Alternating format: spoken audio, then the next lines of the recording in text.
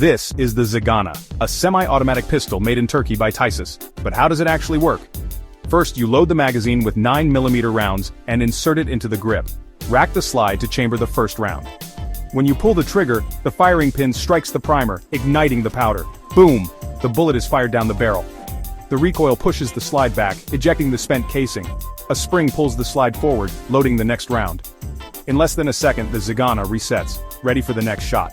This cycle continues until the magazine is empty. Zigana pistols are known for their reliability, simplicity, and military-grade performance at an affordable price. Now you know how it works. Like and follow for more fast gun tech breakdowns.